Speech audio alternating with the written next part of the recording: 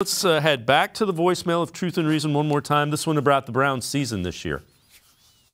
I realize this is a lot of woulda, coulda, shoulda, but with all the offensive woes, the outbreak of injuries, being decimated with COVID for a couple weeks, didn't the Browns' season really come down to 2 games?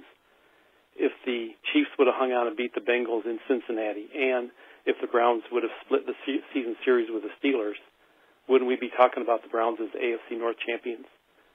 I realize that the Bengals sat their starters for the last game of the season, but with the AFC crown on the line in the last game, I like the chances of Cleveland. I'd like to hear your comments. Thank you. Bye. Yeah, I'm with you on that.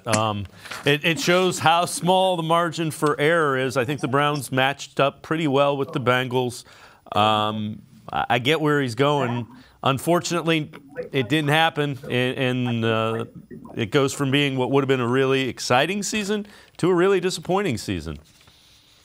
Yeah, you had those 2 games. You had the Las Vegas game, which was a COVID, disaster for the Browns. You had the like I said, the Chiefs game at the beginning of the year. You had the Steelers game at home, which you kind of mentioned. I mean, I don't think they got one game that they really needed to go their way for things to be better. I mean, maybe the Thursday game against Denver where Case Keenum started, but I think they win that game regardless.